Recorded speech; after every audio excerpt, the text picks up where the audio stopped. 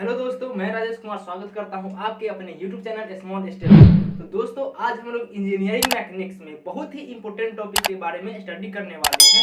इस टॉपिक का use engineering mechanics के प्रत्येक चैप्टर में है।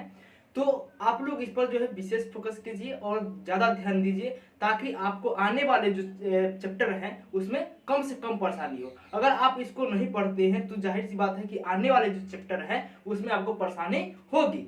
तो बेहतर यही है कि इसको अभी हम सही तरीके से पढ़ ले। और अधिकतर बच्चे बोलते हैं कि सर इंजीनियरिंग मैकेनिक्स में जो हमको समझ में नहीं आ रहा है, उसका बहुत बड़ा रीजन एक ये भी है कि बच्चे जो है एक सिस्टमेटिक तरीका से उसको स्टडी नहीं करते हैं, यानी बेसिक कॉन्सेप्ट उनका क्लियर नहीं होता है और सीधा वो चैप्टर पर चले जाते हैं, जिस वजह से इंजीनियरिंग मैकेनिक्स में बार बार परेशानी होती है और समझ में नहीं आता है। तो किसी भी चीज को अगर सीरियल वाइज एक सिस्टम में आप करते हैं तो वह काम जो है आसान हो जाता है। ठीक उसी प्रकार अगर इंजीनियरिंग मैकेनिक्स को भी अगर सिस्टम में पढ़ा जाए तो कुछ है ही नहीं, इसमें जो है जो भी हम पढ़ते हैं वो डेली लाइफ में बिल्कुल रिलेटेड है, ठीक ना। तो यह और आसान हो जाता है।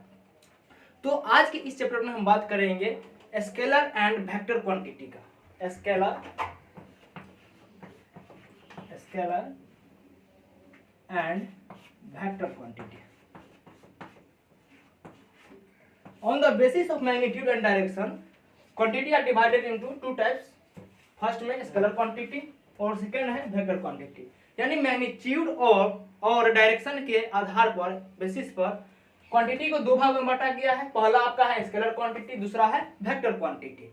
इंजीनियरिंग मैकेनिक्स में इसका इंपोर्टेंस ये है कि जब तक आप स्केलर और वेक्टर क्वांटिटी को अच्छे से नहीं पढ़ते हैं तब तक आपका जो आने वाला चैप्टर है उसमें जो है उसका कॉन्सेप्ट क्लियर नहीं होगा, क्योंकि इसी का एप्लीकेशन जो है हर चैप्टर में पढ़ना है, हर जगह ही आपको जो है नजर आएगा, ठीक ना। तो उसको पढ़ने से पहले बेहतर यह है कि इसको हम अच्छे तरीके से पढ़ लेते हैं, फिर आपका जो अगला चैप्टर है वो खुद ब खुद इजी हो जाएगा, ठीक है ना। जैसे आपका फोर्स पढ़ना है, रिजोल्यूशन ऑफ फोर्स पढ़ना है, कंपोजिशन ऑफ फोर्स पढ़ना है, फोर्स सिस्टम पढ़ना है, ठीक ना, मूवमेंट ऑफ ए फोर्स पढ़ना है, इक्विलिब्रियम पढ़ना है, सिंपल मशीन पढ़ना है। तो सब जगह इसका एप्लीकेशन आपको देखने को मिलेगा। फ्रिक्शन है उसमें आपका इसका एप्लीकेशन देखने को मिलेगा। तो इसको अगर आप बेहतर तरीके से पढ़ लेते हैं, ठीक ना, तो आपका खुद ब खुद जो अगला कॉन्सेप्ट है आपका क्लियर हो जाएगा और पूरा का पूरा समझ में आएगा। तो आइए हम देखते हैं स्केलर एंड वेक्टर क्वांटिटी को। तो on the basis of magnitude and direction, physical quantity are divided into two parts. First में स्केलर क्वांटिटी, सेकंड है वेक्टर क्वांटिटी। इसमें जो होता है सिर्फ और सिर्फ मैग्नीट्यूड होता है। स्केलर क्वांटिटी में सिर्फ और सिर्फ क्या होता है, मैग्नीट्यूड होता है। और जब बात हम करते हैं वेक्टर क्वांटिटी का तो इसमें मैग्नीट्यूड और डायरेक्शन दोनों होता है।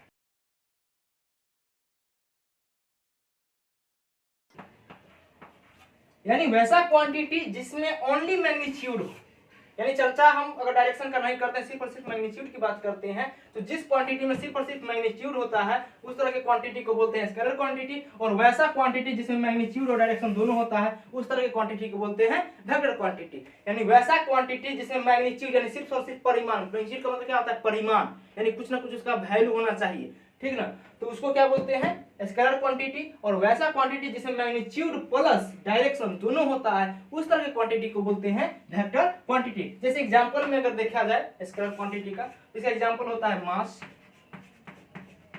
वॉल्यूम, डिस्टेंस, स्पीड, इटीसी, बहुत सारा हो सकता है। अगर हम बात करते हैं वेक्टर क्वांटिटी का तो इसका एग्जांपल होता है डिस्प्लेसमेंट,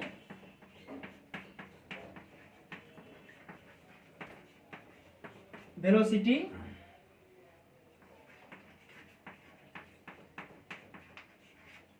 फोर्स, एक्सेलरेशन,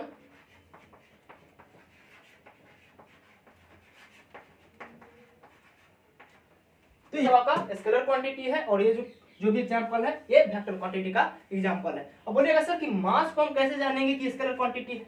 तो जब भी आप किसी भी प्रोडक्ट को खरीदने जाते हैं तो वहां पर जो है सिर्फ और सिर्फ हम उसका जो है मैग्नीट्यूड की बात करते हैं कि जैसे अगर सब्जी लेना है या चावल लेना है, दाल लेना है या किसी भी मास को अगर हम खरीदने जाते हैं, किसी मास जब खरीदने जाते हैं तो हम उसका सिर्फ और सिर्फ क्वांटिटी की बात करते हैं, उसका जो है मैग्नीट्यूड की बात करते हैं कि हमको 2 kg 4 kg 5 kg सामान चाहिए, ठीक ना। उसका डायरेक्शन की बात नहीं करते हैं क्योंकि उसमें डायरेक्शन होता ही नहीं। जैसे वॉल्यूम, अगर मान लीजिए कि 1 लीटर अगर आपको कुछ लेना है तो उसमें हम जो सिर्फ और सिर्फ उसका मैग्नीट्यूड की बात करेंगे, उसके डायरेक्शन की बात नहीं करेंगे क्योंकि इसमें डायरेक्शन होता ही नहीं है। अब बात आता है डिस्टेंस का, तो देखिए डिस्टेंस और डिस्प्लेसमेंट में बार बार कंफ्यूजन हो जाता है। जैसे डिस्टेंस की अगर बात करते हैं, जैसे कोई एक पर्सन है, ठीक है, अगर मान लीजिए कि पॉइंट ए से चलकर अगर मान लेते हैं बी पर आता है, फिर बी से चल करके अगर पॉइंट सी पर आ गया, फिर पॉइंट सी से चल करके अगर पॉइंट डी पर आ जाता है, तो फाइनली देखिए इसमें तो बोलिए कि सर इसमें जो है इसका कुछ ना कुछ लंबाई होगा, ठीक ना। यानी अगर यहाँ से यहाँ, यहाँ से यहाँ, यहाँ से यहाँ तक आया है, इसमें कुछ ना कुछ लेंथ होगा इसका, प्लस यह किसी ना किसी एक पार्टिकुलर डायरेक्शन में जाता होगा, ठीक ना। तो इसमें तो मैग्नीट्यूड और डायरेक्शन दोनों है, फिर भी आप बोल रहे हैं कि स्केलर क्वांटिटी है।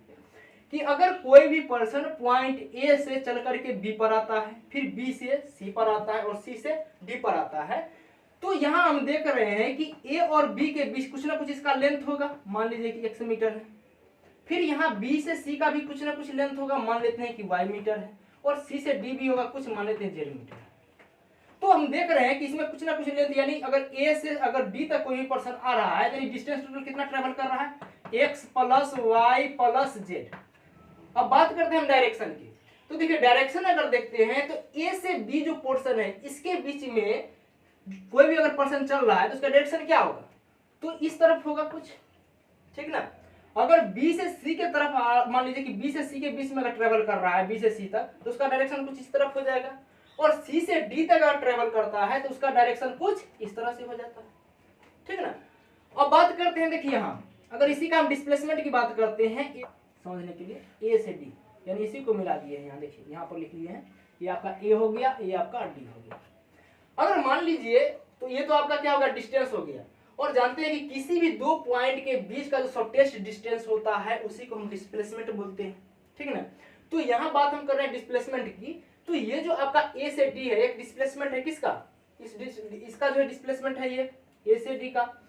तो इस पाथ पर अगर कोई भी पर्सन चलता है तो इसका तो पार्टिकुलर कुछ ना कुछ लेंथ होगा, मान लीजिए कि इसका जो है लेंथ हम मान लेते हैं पी, ठीक है ना। यानी पी मीटर कुछ ना कुछ जो है यह पी मीटर क्या है, ट्रेवल किया है।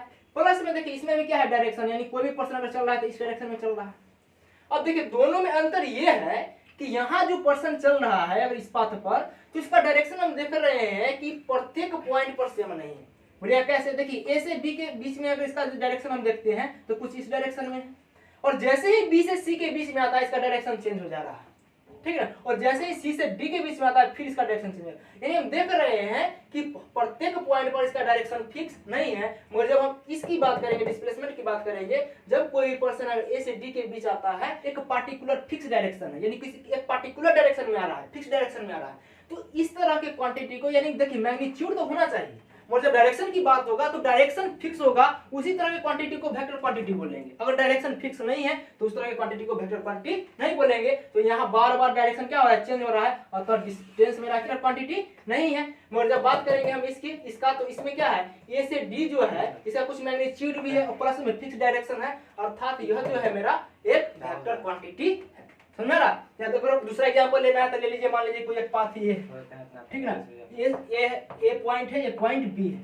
अगर इस पाथ पर कोई पर्सन चल रहा है तो कुछ ना कुछ पार्टिकुलर एक लेंथ होगा इसका, ठीक है। तो मान लीजिए कि एल इसका मान लीजिए कि लेंथ अगर एल है, एल मीटर अगर चलता है, और ध्यान दीजिए अगर डायरेक्शन की हम बात करते हैं इसमें मैग्नीट्यूड तो कुछ होगा ही, और डायरेक्शन की बात करते हैं तो इसमें भी देखिए प्रत्येक पॉइंट पर इसका जो है वो क्या है, डायरेक्शन चेंज हो रहा है, ठीक ना।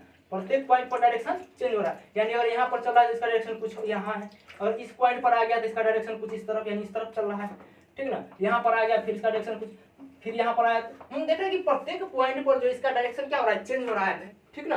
तो चेंज हो रहा है प्रत्येक पॉइंट पर इसका डायरेक्शन, अर्थात यह मेरा क्या है, वेक्टर क्वांटिटी नहीं, अर्थात यह मेरा स्केलर क्वांटिटी।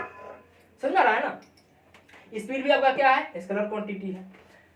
और ये तो समझ गया डिस्प्लेसमेंट क्या है, वेक्टर क्वांटिटी। क्यों, क्योंकि इसमें मैग्नीट्यूड और डायरेक्शन दोनों फिक्स है, ठीक ना।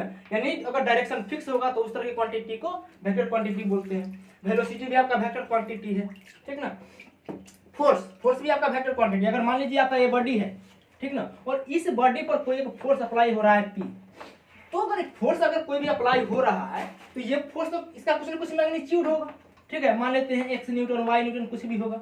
प्लस में इसका देख रहे हैं कि इसका पार्टिकुलर डायरेक्शन है, यानी कोई भी बॉडी पर अगर फोर्स आप लगाइएगा, ठीक ना, तो बॉडी जो है हमारा, जैसे मान लीजिए आपका ये बॉडी है, ये आपका एक बॉडी है, इस पर अगर आप फोर्स अप्लाई कीजिएगा तो इस फोर्स के कारण जो है बॉडी किसी पार्टिकुलर एक ही डायरेक्शन में मूव कर रहा है, ठीक ना। तो इसका मतलब क्या हुआ कि यह भी जो है यानी किसी एक पर्टिकुलर डायरेक्शन में मेरा फोर्स लग रहा है, ठीक ना, सॉरी फोर्स किसी एक पर्टिकुलर डायरेक्शन में लग रहा है, अर्थात यह जो है मेरा एक वेक्टर क्वांटिटी है, ठीक ना। इसके पीछे कुछ और भी जो है डिफरेंस है, उसको हम डिफिनेशन में आगे देख लेते हैं कि इसके पीछे कुछ और डिफरेंस क्या है। तो आइए इसके डिफिनेशन को समझते हैं आगे।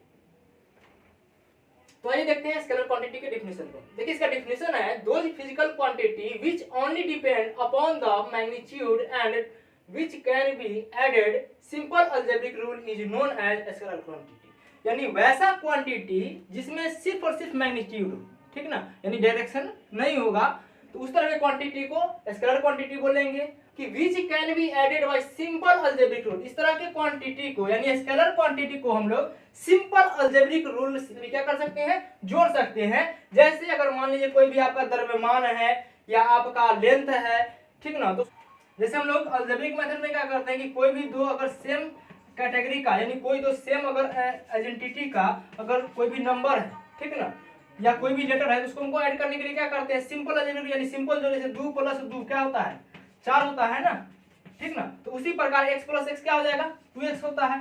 तो किसी भी स्केलर क्वांटिटी को ऐड करने के लिए हम लोग सिंपल अलजेब्रिक रूल का ही मदद लेते हैं, ठीक ना। जैसे अगर मान लीजिए कि 2 kg है कोई भी क्वांटिटी और उसमें जोड़ना है अगर 4 kg क्वांटिटी को, तो इसको सिंपल अलजेब्रिक रूल की मदद से हम लोग क्या करेंगे, जोड़ देंगे, यानी 2 kg + 4 kg आपका कितना हो जाएगा, 6 kg।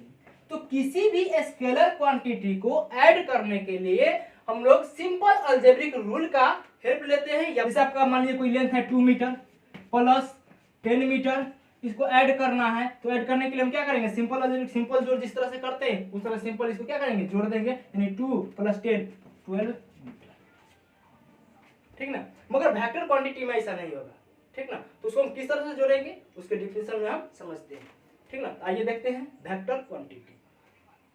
तो देखिए वेक्टर क्वांटिटी का डिफिनेशन है, those physical quantity which depend upon the magnitude as well as direction, यानी वैसा क्वांटिटी जिसमें मैग्नीट्यूड और डायरेक्शन दोनों हो, ठीक ना। और आगे कह रहा है also obey vectors law of addition, और तथा जो वेक्टर एडिशन लॉ को फॉलो करता हो, मान्यता हो, उस तरह के क्वांटिटी को बोलते हैं वेक्टर क्वांटिटी। अब बोलिएगा सर मैग्नीट्यूड और डायरेक्शन तो समझ में आ रहा है, अब एक तीसरा कंडीशन जो आ गया है वेक्टर लॉ ऑफ एडिशन होता क्या है, ये तो समझ में सब बताया ही नहीं।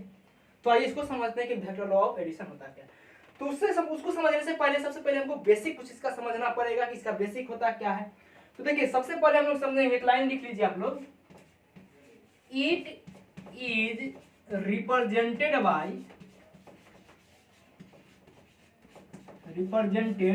बाय एरो,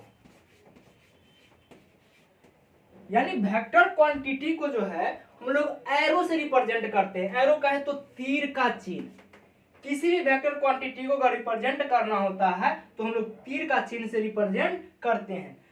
कि अगर कोई भी एरो है तो पहला तो इसमें इनिशियल पॉइंट होता है, इसको हम बोलते हैं, जहां से एरो स्टार्ट होता है उसको हम बोलते हैं इनिशियल पॉइंट, प्रारंभिक बिंदु,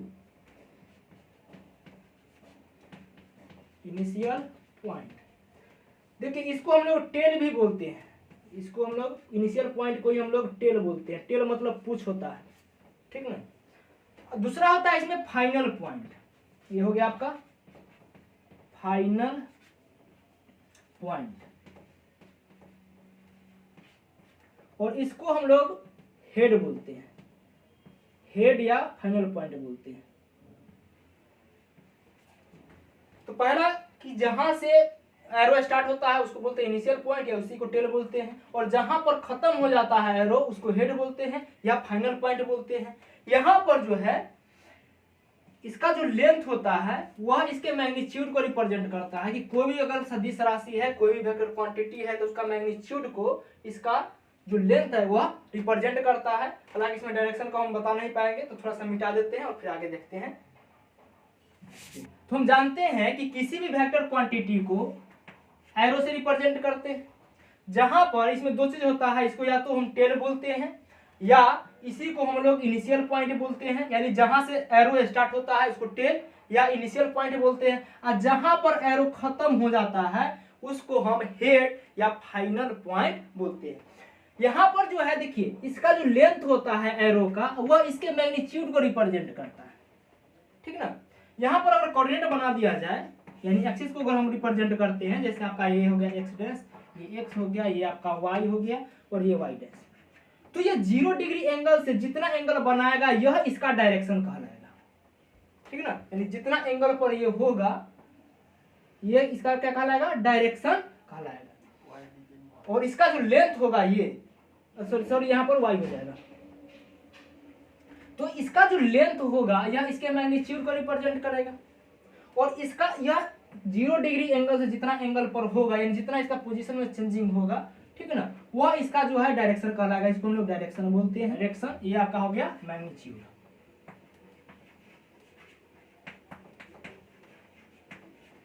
देखिए इसमें एक चीज और समझना है कि ये हेड जो है वह इसके नेचर को भी बताता है कि कोई भी अगर वेक्टर क्वांटिटी है तो उसका नेचर क्या है, ठीक ना।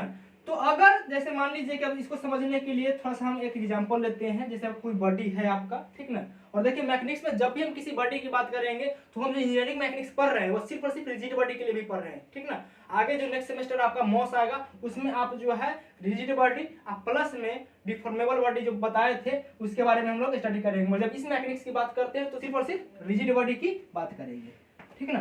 तो अगर मान लीजिए कोई भी बॉडी आपका ये है, इस पर कोई फोर्स अप्लाई पी हो रहा है, तो यहाँ पर कोई फोर्स पी अप्लाई हो रहा है, तो देखिए इसमें दो कंडीशन है कि बॉडी पर अगर हम फोर्स दो कंडीशन में लगा सकते हैं। पहला, या तो इसको हम फोर्स लगा करके पुश कर सकते हैं यानी धक्का दे सकते हैं, ठीक ना, या किसी बॉडी को खींच सकते हैं।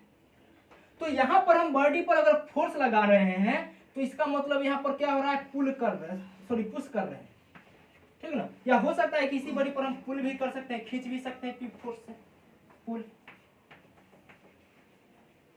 ठीक है। तो ये जो आपका है एरो का जो हेड है वो इसके नेचर को बताता है कि कोई भी फिजिकल क्वांटिटी किस तरह का है, ठीक ना, इसका सेंस किस तरह का है, तो पुल है कि पुश है। जैसे अगर मान लीजिए कोई भी फोर्स का अगर फाइनल पॉइंट बॉडी के टच में हो तो बोलते हैं पुश बोलते हैं, यानी धक्का देना। जैसे अगर कोई भी आपका ये बॉडी है, इस पर देखिए फोर्स हम इस डायरेक्शन में अप्लाई कर रहे हैं तो इसका हेड मतलब क्या होगा, आगे होगा, तो यह बॉडी के ऊपर अगर लग रहा है तो यानी हम पुश कर रहे हैं। किसी भी वेक्टर क्वांटिटी का अगर हेड जो है अगर मान लीजिए कि वह क्या है, बॉडी से अगर टच में नहीं है, यानी टेल जब टच में होगा तो उसको बोलते हैं, उस तरह के सेंस को बोलते हैं पुल, ठीक ना।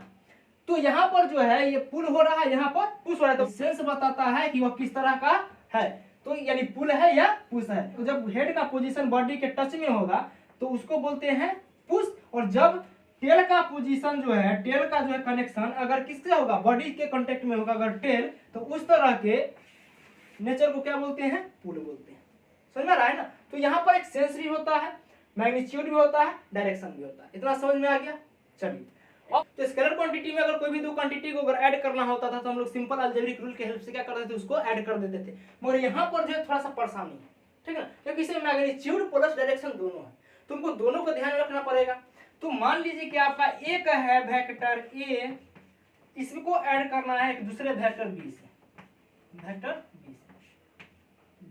बी आपका है, मान लीजिए किसी यहाँ से हॉरिजॉन्टल से थीटा डिग्री के एंगल पर है। अब दोनों को ऐड करना है। अब बोलिए सर इसको हम ऐड कैसे कर सकते हैं, तो जब भी दो या दो से अधिक वेक्टर क्वांटिटी को ऐड करने की बात होगी तो सबसे पहले हम उसको सेम ऑर्डर में अरेंज करेंगे। सेम ऑर्डर का मतलब सेम क्रमबद्ध, ठीक है ना। तो सेम ऑर्डर में अरेंज करने के लिए हम लोग क्या करते हैं, तो देखिए इसमें जो है जब किसी भी दो वेक्टर या दो से अधिक वेक्टर को सेम ऑर्डर में अरेंज करना होगा तो उसको जो है, जैसे मान लिया आपका वेक्टर ए है तो यहाँ पर वेक्टर ए लिख देंगे, ठीक है। अब दोनों को हमको सेम ऑर्डर में अरेंज करना है। तो देखिए सेम ऑर्डर में जब अरेंज करना होगा तो पहला वेक्टर का इनिशियल पॉइंट हम जानते हैं कि यहाँ है, फाइनल पॉइंट यहाँ है। दूसरा वेक्टर है इसका इनिशियल पॉइंट यहाँ है, फाइनल पॉइंट यहाँ है, ठीक ना। तो इसको जब दोनों को सेम ऑर्डर में अरेंज करना है तो पहला का फाइनल पॉइंट, पहला मतलब जहाँ खत्म होगा, यानी पहला का जब यहाँ फाइनल पॉइंट होगा दूसरा का इनिशियल पॉइंट वहीं से स्टार्ट होगा। मतलब कि पहलू का जहाँ खत्म हो जाएगा ना दूसरा वहीं से स्टार्ट होगा। ठीक है, तो पहला का देख लेते हैं, फाइनल पॉइंट यहाँ है, तो दूसरा का भी इनिशियल पॉइंट क्या होगा, यही होगा, और इसके डायरेक्शन में कोई तो चेंजिंग नहीं होगा। ठीक ना, डायरेक्शन सेम है, अगर इस डायरेक्शन में है, यहाँ से थीटा एंगल बना रहा है तो थीटा एंगल रहेगा। अगर मान लीजिए क्या बोलिएगा सर अगर 3 को आ जाए तब इसमें और हम जोड़ देते हैं, हमारा मन किया इधर जोड़ देने का, कोई दिक्कत नहीं, आप जोड़िए, थीटा एंगल है। देखिए इसको अगर ऐड करना होगा तो देखिए दूसरा जहां खत्म हुआ तीसरा वहीं से स्टार्ट हो जाएगा, और यहाँ पर कुछ ना कुछ एंगल रहेगा, ये एंगल जो है आप देख लीजिएगा, ये हॉरिजॉन्टल हो गया, तो यहाँ से कुछ एंगल होगा, कुछ जो है आपका ये एंगल हो जाएगा। ठीक ना, तो ये जो है ये आपका जो हो जाएगा θ1 मान लीजिए। ठीक ना, तो इसका जो है तो इसको जब भी किसी दो या दो से अधिक वेक्टर को जो है सेम ऑर्डर में अगर अरेंज करना होगा तो पहला वेक्टर जहां खत्म होगा दूसरा वहीं स्टार्ट होगा, दूसरा जहां खत्म होगा तीसरा वहीं से स्टार्ट होगा, तीसरा जहां खत्म होगा चौथा को रहेगा तो चौथा वहीं से स्टार्ट होगा, मगर उसके डायरेक्शन में जो है किसी प्रकार का कोई चेंजिंग नहीं होगा। समझ में आ रहा है ना, तो उसको हम बोलते हैं सेम ऑर्डर में, यानी ये जो मेरा आ गया ना वेक्टर वो सेम ऑर्डर में। अब जरूरी नहीं है कि हम पहले वेक्टर को लेकर के कर सकते हैं, आप दूसरों के लेकर कर सकते हैं, तीसरों के लेकर कर सकते हैं, मगर हाँ डायरेक्शन में चेंज नहीं कीजिएगा। जैसे अगर दूसरा को लेकर कीजिएगा तो दूसरा वेक्टर कुछ इस डायरेक्शन में लग रहा है, तीसरा वेक्टर कुछ इस डायरेक्शन में लग रहा है, तो पहला जहां खत्म होगा दूसरा वहीं से स्टार्ट होगा, फिर आ जाएगा पहला वेक्टर, तो पहला वेक्टर का डायरेक्शन क्या है, कुछ इस तरह डायरेक्शन में, तो दूसरा वेक्टर जहां खत्म होगा तीसरा वेक्टर वहीं से स्टार्ट होगा। और इसको जब आप मिलाइएगा ना इसका जो होगा मैग्नीट्यूड जो होगा, रिजल्टेंट वेक्टर जो होगा वो किसी भी कंडीशन में सेम होगा। समझ रहा है, यहाँ पर जो है रिजल्टेंट वेक्टर होगा कुछ इस तरह से। ठीक ना, यहाँ मेजर नहीं किए, ऐसे ही बना दिए हैं, मुझे वहाँ पर ले जाइए, इसका देखा जाए तो रिजल्टेंट वेक्टर ये हो जाएगा, इसका जो है दोनों का रिजल्टेंट वेक्टर हमेशा सेम होगा। आप किसी भी वेक्टर को लेकर के बनाइए, कोई दिक्कत नहीं। तो मान लेते हैं कि मेरा दो वेक्टर है, एक वेक्टर ए है और दूसरा वेक्टर जो है वेक्टर बी है, जो हॉरिजॉन्टल से θ डिग्री के एंगल पर है वेक्टर बी। अब दोनों को ऐड करना है, तो दोनों को ऐड करने के लिए हम लोग क्या करेंगे, दोनों को पहले सेम ऑर्डर में अरेंज करेंगे। तो सेम ऑर्डर में अरेंज कैसे करेंगे, तो पहला वेक्टर है उसको लिख दीजिए, जिस डायरेक्शन में है डायरेक्शन लिख दीजिए, जो मैग्नीट्यूड है उसको लिख दीजिए, तो वेक्टर ए है तो वेक्टर ए। ठीक है ना, अब इसको जो है पहला वेक्टर जहां से खत्म होगा दूसरा वेक्टर वहीं से स्टार्ट होगा, जब सेम ऑर्डर में अरेंज करना होगा तब, यानी यहाँ पर से θ एंगल पर दूसरा एक वेक्टर हम देख रहे हैं कौन सा लग रहा है, वेक्टर बी, तो ये आपका हो गया वेक्टर बी। ठीक ना, तो इनिशियली यानी जहां से हम लोग चलना प्रारंभ किए थे और फाइनली जहां पर पहुंचे, ठीक है ना, इसको थोड़ा सा नीचे लिख देते हैं। तो हमने शुरू में चलना कहां से प्रारंभ किया था, यहां से, फाइनली पहुंचे कहां, यहां तक, यानी यहां से आप यहां आए, फिर यहां से मान लीजिए यहां तक आए, तो इसी दोनों के बीच का जो शॉर्टेस्ट होगा, ठीक ना, जो भी वेक्टर होगा इसी को हम बोलते हैं रिजल्टेंट वेक्टर। समझ में आ रहा है ना, इसका वैल्यू जो होगा वो क्या होगा, vector A plus vector B के बराबर, vector A plus vector B. ठीक है, यानी जो सेम ऑर्डर में जो वेक्टर होगा, यानी सेम ऑर्डर में जो वेक्टर होगा वह अपोजिट ऑर्डर के जो है बराबर होगा। यानी हम देख रहे हैं यहाँ पर जो वेक्टर ए और वेक्टर बी सेम ऑर्डर में है, यानी पहला जहां से खत्म हो रहा है दूसरा वहीं से स्टार्ट हो रहा है। ठीक है ना, और वेक्टर आर ऐसा नहीं, वेक्टर आर जो है देखिए दोनों का टेल एक ही जगह है, जबकि हेड होना चाहिए था, तो ये अपोजिट ऑर्डर में आपका आ गया। इसका मतलब क्या है, यह जो है आपका यानी इससे ये सेंस निकलता है कि अपोजिट वेक्टर जो है उसका वैल्यू जो है जो सेम ऑर्डर में वेक्टर होता है उसके योगफल के बराबर होता है। अगर इसी में अगर मान लीजिए कि आपका 3 को वेक्टर रहता, अगर यहाँ पर, तो इसको जो ऐड करना है, इसको ऐड करने के लिए हम क्या करेंगे, सबको सेम ऑर्डर में पहले अरेंज करेंगे, सेम ऑर्डर में, तो vector A plus vector B plus vector C, इसको लिख देते हैं वेक्टर सी। तो देखिए वेक्टर ए लिख दिए, जो डायरेक्शन है लिख दिए, फिर दूसरा है वेक्टर मेरा बी, तो इसका डायरेक्शन कुछ ऊपर की ओर है, तो यहाँ से θ डिग्री एंगल पर हो जाएगा एक वेक्टर बी। तीसरा आपका वेक्टर है वेक्टर सी, एक वेक्टर आपका है वेक्टर सी जो कि यहाँ से θ डिग्री एंगल पर। तो यानी इनिशियली हम लोग चलना प्रारंभ कहाँ से किए थे, यहाँ से, फाइनली पहुंचे कहाँ, तो यहाँ पर। तो ये दोनों का बीच का जो शॉर्टेस्ट जो होगा ना, ये अपोजिशन में एक वेक्टर होगा, अपोजिट वेक्टर, इसी को हम बोलते हैं रिजल्टेंट वेक्टर, जिसका योगफल जो होता है सेम ऑर्डर में, यानी vector A plus vector B plus vector C के बराबर। ठीक है, तो अब देखते हैं हम लोग आगे टाइप्स ऑफ वेक्टर को हम लोग समझ लिए हैं, अब आगे हम लोग देख लेंगे टाइप्स ऑफ वेक्टर। तो ये देखते हैं टाइप्स ऑफ वेक्टर में, और यह जो है देखिए इसको थोड़ा आप सीरियसली ले लीजिएगा, इसीलिए कि आपका जो आने वाला एक चैप्टर है फोर्स सिस्टम या सिस्टम ऑफ फोर्स जिसको हम बोलते हैं, इसमें आपका जो है इसका बहुत ज़्यादा एप्लीकेशन है, ठीक ना। जब तक आप इसको नहीं समझते हैं तब तक आपको जो है वो आपका फोर्स सिस्टम जो है वो समझ में नहीं आएगा, क्योंकि इसका सीधा कनेक्शन फोर्स सिस्टम से है। इसके अलावा कुछ ऐसे चैप्टर हैं जिसमें इसका जो है महत्वपूर्ण रोल है, जैसे आपका मोमेंट ऑफ ए फोर्स में आपको जो कुछ जैसे आपका फ्री वेक्टर पढ़ना है, इसका यूज है, फिर इसको हम बताएंगे, उसके टर्म पढ़ना है, कपल पढ़ना है, जिसमें जो है वह भी एक तरह का फ्री वेक्टर होता है। तो जब तक आपका पूरा कॉन्सेप्ट क्लियर नहीं होगा तब तक आपका फोर्स सिस्टम या आगे वाला जो टॉपिक है उसमें परेशानी होगी। तो एक एक जो है इसका टाइप को हम लोग सीरियल वाइज देख लेते हैं, ठीक है। तो आइए देखते हैं टाइप्स ऑफ वेक्टर। फर्स्ट है इक्वल वेक्टर। इक्वल वेक्टर वैसा वेक्टर होता है जिसमें मैग्नीट्यूड और डायरेक्शन दोनों सेम होता है, इस तरह के वेक्टर को बोलते हैं इक्वल वेक्टर। मतलब कि वैसा वेक्टर जिसमें मैग्नीट्यूड, मतलब कि अगर कोई भी, अगर मान लिया आपका वेक्टर एक ए है, वेक्टर ए, और दूसरा एक वेक्टर है वेक्टर बी, तो जब किसी भी वेक्टर का मैग्नीट्यूड यानी इसका जो लेंथ है, ठीक ना, एरो का, वो बराबर होना चाहिए, मैग्नीट्यूड ऑफ वेक्टर ए बराबर होना चाहिए मैग्नीट्यूड ऑफ वेक्टर बी, तथा दोनों का डायरेक्शन अगर सेम होगा तो इस तरह के वेक्टर को बोलते हैं इक्वल वेक्टर, ठीक ना। अब मान लीजिए कि आपका वेक्टर एक ए है और दूसरा एक वेक्टर बी है, अगर दोनों का मैग्नीट्यूड अगर सेम हो, यानी मैग्नीट्यूड ऑफ वेक्टर ए बराबर होगा अगर मैग्नीट्यूड ऑफ वेक्टर बी के, और दोनों का डायरेक्शन हम देख रहे हैं कि अपोजिट है, तो ये क्या मेरा इक्वल वेक्टर होगा?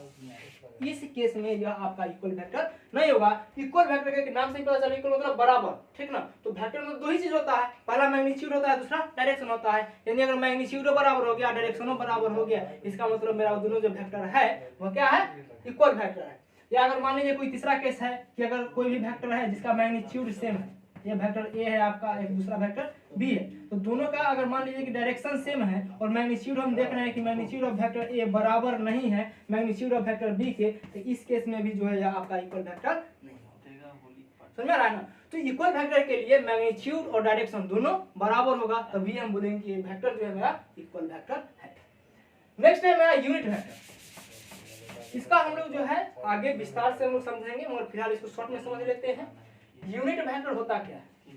तो वैसे के नाम से पता चल रहा है, तो नाम से यूनिट मतलब इसका यूनिट मतलब वन, यानी वैसा वेक्टर जिसका मैग्नीट्यूड वन हो उस तरह के वेक्टर को बोलते हैं यूनिट वेक्टर। यानी मैग्नीट्यूड अगर कोई भी वेक्टर ए है, अगर इसका मैग्नीट्यूड अगर एक के बराबर हो जाएगा तो इस तरह के वेक्टर को बोलेंगे यूनिट वेक्टर। अगर एक के बराबर नहीं हुआ तो मेरा यूनिट वेक्टर नहीं होगा।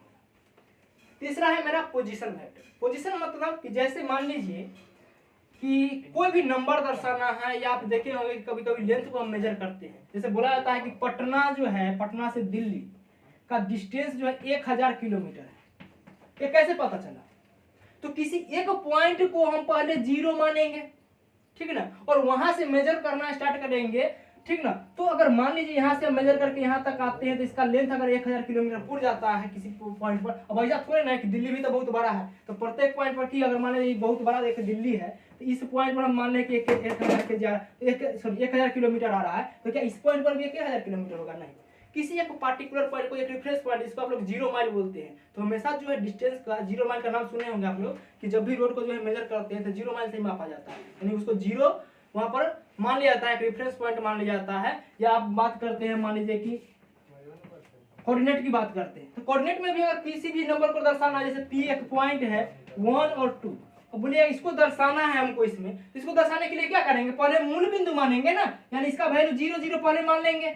उसके बाद अब यहाँ इसका मतलब एक जो है ये एक्स हो गया, आपका एक्स डैश हो गया, ये वाई हो गया, ये वाई डैश हो गया। तो इसको दर्शाने के लिए हम क्या करते हैं? 1 2 3 4, 1 2 3 4 इधर हो गया, 1 2 3 4 इधर हो गया, 1 2 3 4। अब यहाँ पर दर्शाना है तो एक एक्स का वैल्यू है तो एक्स में 1 हो जाएगा, यानी कुछ ऊपर हो जाएगा। अब वाई में कितना है? 2 प्लस है ना, तो प्लस 2 यहाँ, यानी पॉइंट मेरा यहाँ हो गया। इसको दर्शाने के लिए हम किसका हेल्प लिए? मूल बिंदु का, ठीक है ना। तो मूल बिंदु से जो किसी पॉइंट का जो पोजीशन होता है वही उसका क्या कहलाता है? पोजीशन वेक्टर कहलाता है, ठीक ना। तो किसी भी नंबर को दर्शाने के लिए हमेशा क्या आता है? मूल बिंदु लेना जरूरी होता है। जैसे आपको बोल दिया जाए कि 2 को आप जो है रिप्रेजेंट कीजिए किसी भी लाइन पर, तो 2 को अगर किसी लाइन को रिप्रेजेंट करना है तो इसके लिए हम क्या करेंगे? तो पहले एक लाइन ड्रॉ करेंगे, ठीक है, और किसी एक पॉइंट पर आपका मन है यहाँ ले लीजिए, नहीं आपका मन है कि हम यहाँ नहीं लेंगे, यहाँ तो यहाँ ले लीजिए, जहां मन है वहां पर ले लीजिए, और उसको मान लीजिए पहले 0 मानिए, ठीक है। उस जब तक आप 0 नहीं मानिएगा तब तक आप इसको जो है रिप्रेजेंट नहीं कर सकते हैं, दर्शा नहीं सकते। तो जब आप इसको जीरो मान लीजिए, इसका मतलब कि 1 2 3 4 यानी ये आगे की ओर जाएगा और इसके पीछे क्या होगा -1 -2 -3 यानी नेगेटिव वैल्यू इधर होगा, पॉजिटिव वैल्यू इधर होगा। तो यहाँ पर 2 है तो यहाँ पर 2 लिख देंगे, ठीक ना। तो मूल बिंदु से किसी पॉइंट का, ठीक है, या किसी वेक्टर का जो दूरी होता है उसी को हम बोलते हैं पोजीशन वेक्टर। तीसरा मेरा है डिस्प्लेसमेंट वेक्टर। तो डिस्प्लेसमेंट में हम लोग सिंपल मीनिंग हम समझते हैं डिस्प्लेसमेंट का क्या होता है। तो डिस्प्लेसमेंट का सिंपल मीनिंग होता है किसी भी दो पॉइंट के बीच का जो शॉर्टेस्ट डिस्टेंस होता है उसी को हम बोलते हैं डिस्प्लेसमेंट। तो अब वेक्टर की बात हो रहा है, तो मान लीजिए कोई दो वेक्टर है, जैसे आपका मूल बिंदु हो गया, ये इसको मूल बिंदु मान लेते हैं, इसका एक का पोजीशन वेक्टर ये है, एक मान लीजिए कि r1 एक पोजीशन वेक्टर है, ये आपका दूसरा है r2 पोजीशन वेक्टर।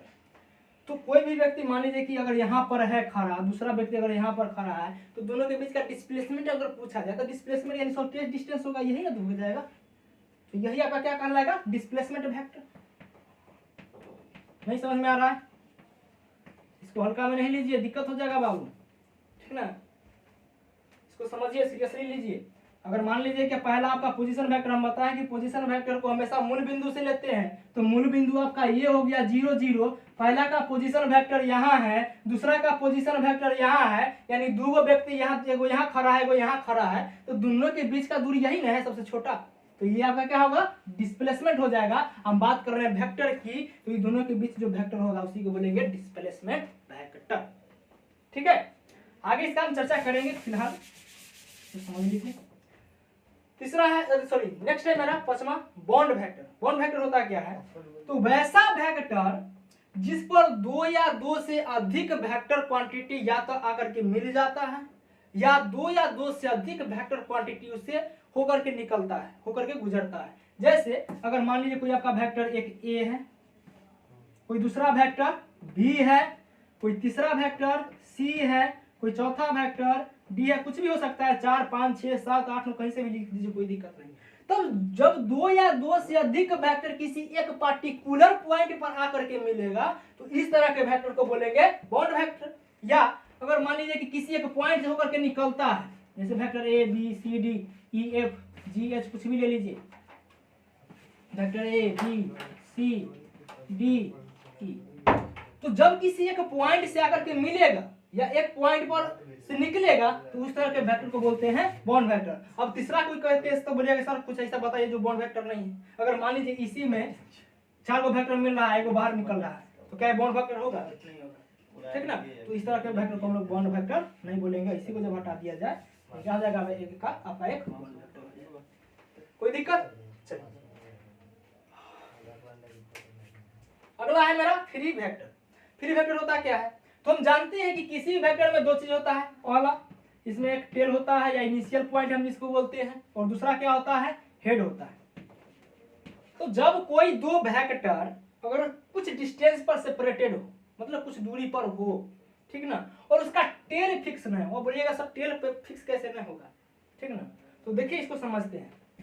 जैसे मान लीजिए कि आपका ये जो है दो वेक्टर है, एक है वेक्टर ए और दूसरा है वेक्टर बी, ठीक ना। दो वेक्टर है, दोनों का डायरेक्शन क्या है अपोजिट है, ठीक ना। जब दो वेक्टर हो, दोनों अपोजिट डायरेक्शन में हो, तथा तो दोनों के बीच कुछ दूरी हो, ये मान लेते हैं कि इसके बीच का दूरी x है। तो दोनों के बीच कुछ दूरी हो, तो अगर मान लीजिए और दोनों का टेल फिक्स नहीं हो, ठीक ना। अब बोलिएगा सर टेल फिक्स कैसे नहीं होगा?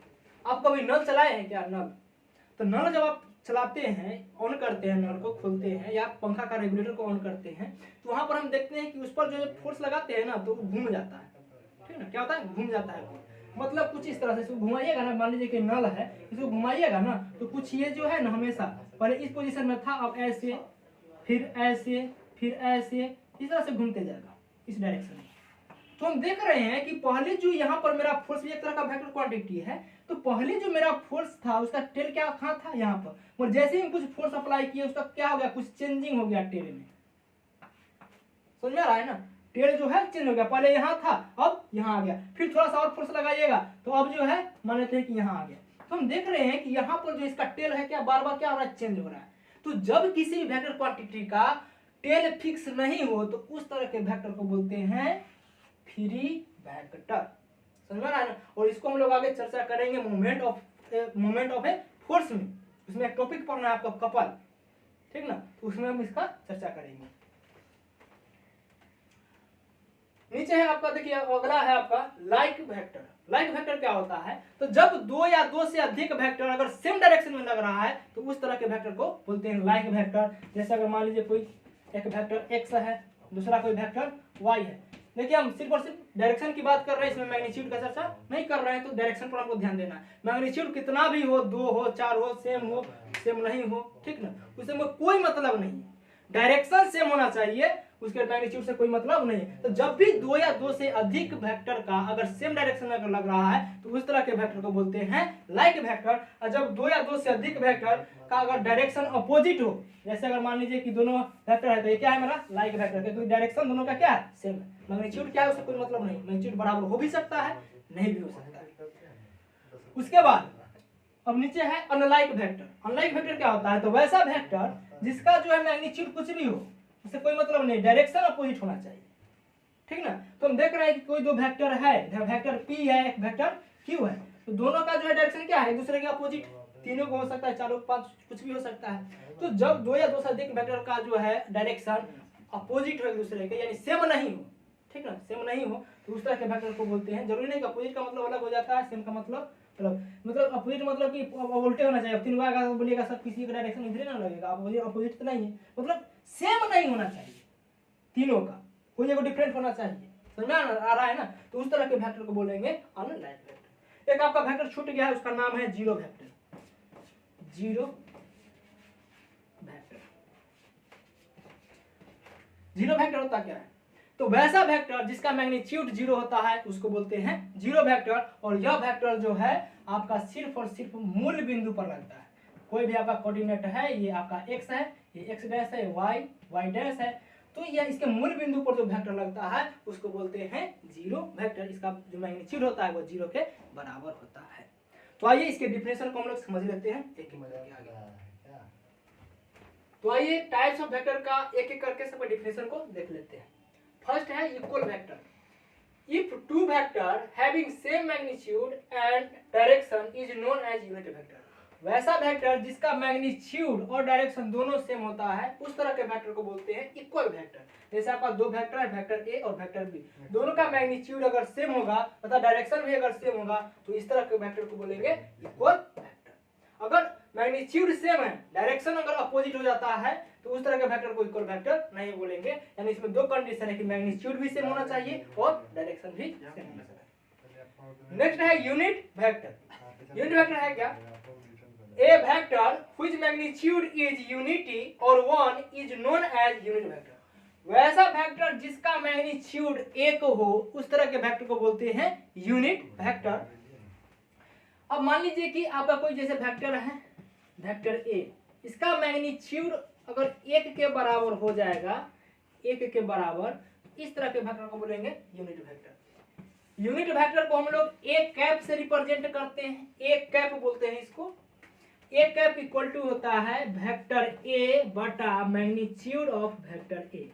मतलब कि कोई भी अगर एक वेक्टर आपको दिया गया है और बोला जाता है कि आपको उसको यूनिट वेक्टर में कन्वर्ट कीजिए, तो उसके लिए हमको जो है इस फार्मूला का हेल्प लेना पड़ेगा।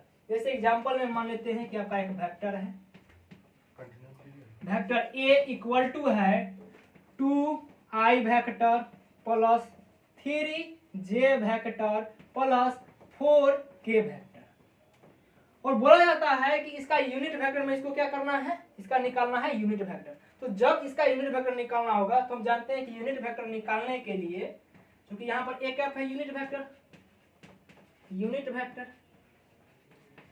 तो यूनिट वेक्टर निकालने के लिए हमको दो चीज पता होना चाहिए। पहला वेक्टर ए और दूसरा उसका मैग्नीट्यूड कितना होगा, वेक्टर ए का मैग्नीट्यूड। तो सबसे पहले हमको तो वेक्टर ए पता है, दिया गया है क्वेश्चन में, तो इसका जो है दूसरा हमको क्या निकालना है, मैग्नीट्यूड। तो पहले दूसरा जो है इसका मैग्नीट्यूड निकालेंगे, तो मैग्नीट्यूड का फॉर्मूला होता है under root magnitude of vector A बराबर अंडर रूट।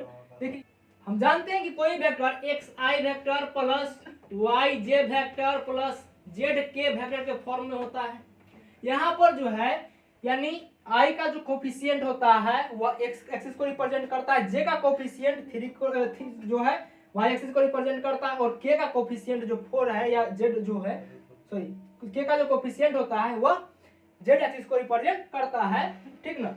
तो यहाँ पर जो हम जानते हैं कि कोई वेक्टर का फॉर्म ये होता है, तो यहाँ पर अगर फॉर्मूला लिखेंगे हम वेक्टर a बराबर तो क्या हो जाएगा x का स्क्वायर प्लस y का स्क्वायर प्लस z का स्क्वायर, ठीक है। तो यहाँ पर देख लीजिए x का वैल्यू कितना है 2, यानी x में जो वेक्टर है उसका x में जो पॉइंट है उसका वैल्यू कितना है 2, तो यहाँ पर हो जाएगा अंडर रूट 2 का स्क्वायर प्लस y का वैल्यू कितना है y तो 3, तो 3 का स्क्वायर प्लस z का 4 तो 4 का स्क्वायर, ठीक है।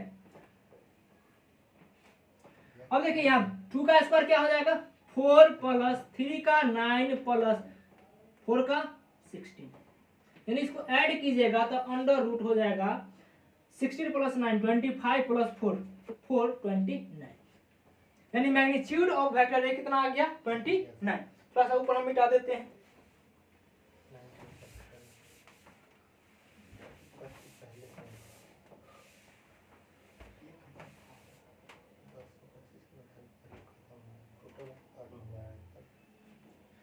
तो देखिए हमको मैग्नीट्यूड ऑफ वेक्टर ए हमको पता चल गया कितना है अंडर रूट 29 है। अब हमको निकालना है इसका यूनिट वेक्टर, तो यूनिट वेक्टर वाला फॉर्मूला हम क्या जानते हैं ए कैप इक्वल टू होता है आपका वेक्टर ए बटा मैग्नीट्यूड ऑफ वेक्टर ए, ठीक ना। तो वेक्टर ए का वैल्यू कितना है, तो वेक्टर ए का वैल्यू है आपका 2i vector plus 3j vector plus 4k vector, भागा है तो भागा। मैग्नीट्यूड ऑफ वेक्टर का वैल्यू कितना आया अंडर रूट 29, मतलब इसको सिंपल फॉर्म में लिखिएगा तो लिख सकते हैं 2 बटा 29 आई वेक्टर प्लस 3 बटा अंडर रूट 29 जे वेक्टर प्लस 4 बटा अंडर रूट 29 के वेक्टर, यानी आपका ये जो वेक्टर आया वह इस वेक्टर का ही यूनिट वेक्टर है। मतलब कि जब इसका इस वेक्टर ए कैप का जो है आप मैग्नीट्यूड निकालिएगा उसका वैल्यू 1 के बराबर आएगा, ठीक है। आप इसको ट्राई करके देख सकते हैं, बता ही देते हैं। तो यहाँ पर अगर आप निकालिएगा ए कैप का मैग्नीट्यूड तो इसका वैल्यू कितना आ जाएगा देखिए, तो अंडर रूट 2 बटा अंडर रूट 29 का स्क्वायर हो जाएगा प्लस 3 बटा अंडर रूट 29 का स्क्वायर हो जाएगा प्लस 4 बटा अंडर रूट 29 का स्क्वायर, यानी आप इसको देखिए निकालिएगा, यानी x के जगह जो था x का वैल्यू रख दिए 2 बटा 29 का स्क्वायर 2 बटा 29 का स्क्वायर, y के जगह y का वैल्यू रख दिए और z की जगह z का वैल्यू रख दिए।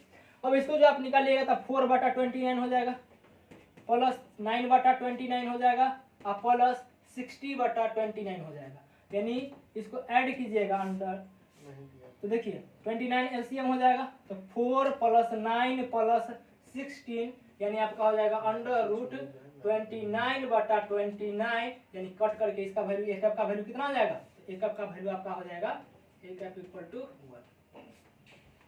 समझ में आ रहा है। तो जब भी किसी वेक्टर को आपको दिया गया है और बोल रहा है कि उसको यूनिट वेक्टर में निकालिए उसका यूनिट वेक्टर, तो हम क्या करेंगे इस फार्मूला की हेल्प से निकाल सकते हैं, ठीक है। एक आप निकाल दीजिएगा तो उसका यूनिट वेक्टर पता चल जाएगा। आप प्रूफ करना होगा तो एक बार फिर से क्या कीजिएगा प्रूफ कर लीजिएगा, एक आपका मैग्नीट्यूड निकाल लीजिएगा, देख लीजिएगा एक के बराबर आ रहा है कि नहीं, अगर आ रहा है तो आपका जो यूनिट वेक्टर निकाले हैं सही है, और नहीं आ रहा है तो गलत है। नेक्स्ट है पोजीशन वेक्टर। देखिए इसका डिफिनेशन है a vector which represented from the origin is known as position vector. वैसा वेक्टर जिसको हम ओरिजिन से रिप्रेजेंट करते हैं उसको बोलते हैं पोजीशन वेक्टर। जैसे हम बताए थे कि किसी भी अगर नंबर को दर्शाना है या कोई भी लेंथ को मेजर करना है तो पहले हमको ओरिजिन मानना पड़ता है, ठीक ना। उसके बाद ही हम किसी लेंथ को मेजर कर सकते हैं या किसी नंबर को रिप्रेजेंट कर सकते हैं। तो पोजीशन का मतलब होता है कि किसी दो पॉइंट के बीच की दूरी, ठीक है ना। तो पोजीशन वेक्टर को हम लोग हमेशा ओरिजिन से रिप्रेजेंट करते हैं। अगर ये आपका मान लीजिए एक्स एक्सिस है और ये आपका वाई एक्सिस है और कोई एक पॉइंट है, तो अगर P अगर कोई पॉइंट है आपका दिया गया है, जैसे मान लीजिए कि बोला जाता है कि 3 2, अब बोल रहा है कि इसको रिप्रेजेंट कीजिए, इसका पोजीशन वेक्टर निकालिए। तो इसका जब पोजीशन वेक्टर निकालना होगा, ठीक ना, तो हम जानते हैं कि ये आपका मूल बिंदु है, 0 0 होता है इसका वैल्यू, x में भी 0, y में भी 0 और z में भी 0, ठीक ना। तो इसका जब पोजीशन निकालने के लिए हम क्या करेंगे, पहले यहाँ पर नंबर को दर्शा देंगे। यहाँ पर हो जाएगा 1 2 3 4 5, यहाँ भी हो जाएगा 1 2 3 4 5, यहाँ -1 -2 -3 -4 माइनस, इधर हो जाएगा माइनस, ये आपका 0 0 है, -1 -2 -3 -4, इस तरह से। तो हमको इस पॉइंट को बोला है कि आप इसका पोजीशन वेक्टर निकालिए। तो इसका पोजीशन वेक्टर निकालने के लिए हम पहले देखिए, ओरिजिन आपका यहाँ है, ठीक ना। तो यहाँ पर ये जो है 3 जो है आपका x का वैल्यू है, और y जो 2 जो है y का वैल्यू है, ठीक ना। 3 x का वैल्यू है और 2 y का वैल्यू है। तो हम देखेंगे कि x में जो है +3 किधर है, तो x में +3 आएंगे, तो 1 2 3 यानी ये पॉइंट। अब y में कितना है 2, तो y में जाएंगे +2 है तो 1 2 यानी कुछ यहाँ आपका जो है ये, इसको हम वेक्टर r से रिप्रेजेंट करते हैं। p बराबर है 3 2। तो इस p का जो है, अगर बोला था कि इसका पोजीशन वेक्टर निकालिए, तो पोजीशन वेक्टर निकालने के लिए आपका एक फार्मूला होता है, वेक्टर r बराबर x1 minus x into i vector plus y1 minus y j vector plus z1 minus z k vector, ठीक ना। तो इसका पोजीशन वेक्टर अगर निकालना होगा तो देखिए, इसमें सिर्फ x और y की बात कर रहा है, तो हम सिर्फ x और y वाला फॉर्मूला लगाएंगे, z का हम यहाँ से हटा देंगे, ठीक है, इसको मिटा देंगे, और तीनों को पॉइंट रहेगा तो फिर इसको जो है जोड़ देंगे। तो यहाँ हम देख रहे हैं कि x y यानी मूल बिंदु अगर x y है, और ये आपको इसको मान लेते हैं x1 मान लेते हैं, इसको y1 मान लेते हैं, ठीक ना। तो यहाँ पर इसका पोजीशन वेक्टर आप निकालिएगा, वेक्टर r निकालिएगा .32 के लिए, तो क्या हो जाएगा, x1 का वैल्यू कितना है, देखिए 3 है, x1 का वैल्यू 3, तो 3 माइनस x का वैल्यू कितना है 0, तो 3 माइनस 0 आई वेक्टर प्लस y1 का वैल्यू कितना है, तो y1 का वैल्यू है 2, तो 2 लिख देंगे, माइनस y का वैल्यू 0, जे वेक्टर है तो जे वेक्टर, यानी इसको अगर लिखिएगा आप शॉर्ट फॉर्म में, तो ये आपका हो जाएगा 3i वेक्टर प्लस 2 जे। इसी प्रकार किसी भी पॉइंट को इधर भी दे सकता है, इधर भी दे सकता है, इधर भी दे सकता है, तो इस फार्मूला को लगा करके आप जो है इसका पोजीशन वेक्टर आप निकाल सकते हैं, ठीक ना। तो उस पॉइंट के लिए पोजीशन वेक्टर आपका क्या हो गया, 3i वेक्टर प्लस 2 जे वेक्टर। नेक्स्ट है मेरा डिस्प्लेसमेंट वेक्टर। डिस्प्लेसमेंट वेक्टर होता क्या है, देखिए, the vector which represent the initial and final position of a body or particle is known as displacement vector, यानी वैसा वेक्टर जो किसी दो पार्टिकल या किसी दो बॉडी के पोजीशन वेक्टर को बताता है, पोजीशन को बताता है, उस तरह के वेक्टर को बोलते हैं डिस्प्लेसमेंट वेक्टर। मान लीजिए कि आपका दो एक्सिस है, पहला जो है एक्स एक्सिस और दूसरा है आपका ये वाई एक्सिस, जिसमें दो कोई पॉइंट है, एक मान लेते हैं कि पॉइंट ए है, एक कोई पॉइंट ए है, इसका मान लेते हैं कि x1 y1 मान लेते हैं, इसको मान लेते हैं x2 y2, और दोनों का जो है आपका पोजीशन वेक्टर गिवन है। मान लीजिए कि पहला का पोजीशन वेक्टर ये है और दूसरा का पोजीशन वेक्टर ये है, इसको मान लेते हैं, पहला का पोजीशन वेक्टर को r1 मान लेते हैं, दूसरा का जो है पोजीशन वेक्टर उसको हम r2 मान लेते हैं, ठीक ना। तो पहला का जो पोजीशन वेक्टर है इस पॉइंट पर है, दूसरा का पोजीशन वेक्टर यहाँ तक है, तो दोनों का बीच का जो शॉर्टेस्ट होगा डिस्टेंस और इस पर जो वेक्टर लगेगा उसी को हम बोलते हैं डिस्प्लेसमेंट वेक्टर। यानी ये जो वेक्टर होगा, अगर ये पॉइंट O है, ये A है, ये B है, तो यहाँ जो है AB जो होगा आपका वह हो जाएगा डिस्प्लेसमेंट वेक्टर, ठीक है ना। यहाँ पर जो है देखिए डिस्प्लेसमेंट वेक्टर का वैल्यू कितना हो जाएगा, तो यहाँ देखिए ये बड़ा वाला है ना, ठीक ना, यानी हम देख रहे हैं कि ये दोनों सेम ऑर्डर में है, ये और ये सेम ऑर्डर में है। देखिए हमेशा जो होगा, अगर कोई पॉइंट ये है और कोई पॉइंट, अगर मान लीजिए जो बड़ा वेक्टर है ना, ये बड़ा है, इसका मैग्नीट्यूड ज्यादा है, तो हमेशा जो है पोजीशन वेक्टर का वैल्यू वह छोटा वाला जो मैग्नीट्यूड है, छोटा वाला जो वेक्टर है जिसका मैग्नीट्यूड कम है, उससे ज्यादा वाला मैग्नीट्यूड जो है वेक्टर उसके तरफ होगा, समझ रहा है ना। तो इसका जो वेक्टर होगा वो उसका डायरेक्शन क्या होगा, कुछ इस तरफ, यानी छोटका से बड़का की तरफ।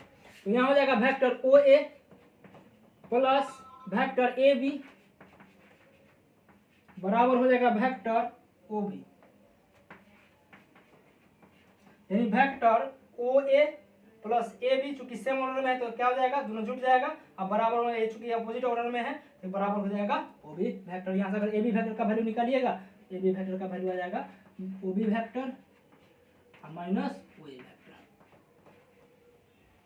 ठीक है, अब हम लोग का नेक्स्ट जो भी है उसको देख लेते हैं थोड़ा सा आगे। पोजीशन वेक्टर हो गया इतना आपका, ठीक है ना।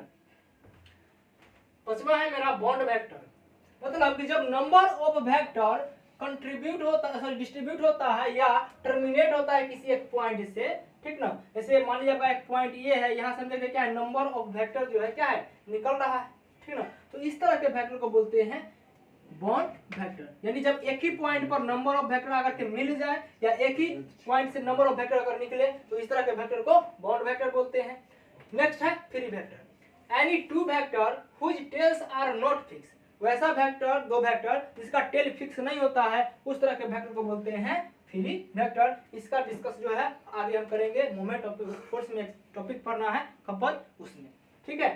मेरा like vector, if number of vector are in same direction is known as like vector. मतलब कि जितना भी वेक्टर है 2 4 5 6 7, ठीक है, नंबर ऑफ वेक्टर जितना भी हो सकता है, ठीक है, उसका अगर डायरेक्शन अगर एक ही है, ठीक ना, तो उसको बोलेंगे लाइक वेक्टर। और वैसा वेक्टर जिसका डायरेक्शन जो है अलग अलग है, मतलब सेम नहीं है, तो उस तरह के वेक्टर को बोलेंगे अनलाइक वेक्टर। यानी वैसा वेक्टर जिसका डायरेक्शन सेम हो उसको बोलेंगे लाइक वेक्टर, और वैसा वेक्टर जिसका डायरेक्शन सेम नहीं होगा उसको बोलेंगे अनलाइक वेक्टर। नौवां है मेरा zero vector, a vector which magnitude zero is known as zero vector. यानी वैसा वेक्टर जिसका मैग्नीट्यूड जीरो होता है उसको बोलते हैं जीरो वेक्टर। यह जो है it is only represented the origin. Zero vector जो सिर्फ और सिर्फ ऑरिजिन को रिप्रेजेंट करता है, ठीक ना। यानी सिर्फ और सिर्फ ऑरिजिन पर जो वेक्टर लगता है उसी को बोलते हैं हम लोग, क्योंकि जानते हैं कि ऑरिजिन पर जिसका वैल्यू होता है, ऑरिजिन का वैल्यू वो क्या होता है, एक्स में भी जीरो होता है, वाई में भी जीरो होता है और जेड में भी जीरो होता है। मतलब कि जीरो वेक्टर जो है सिर्फ और सिर्फ ऑरिजिन को रिप्रेजेंट करता है। तो दोस्तों आज के लिए इतना ही। अगर वीडियो आपको अच्छा लगा तो वीडियो को लाइक कीजिए, शेयर कीजिए तथा चैनल को सब्सक्राइब जरूर कीजिए। धन्यवाद।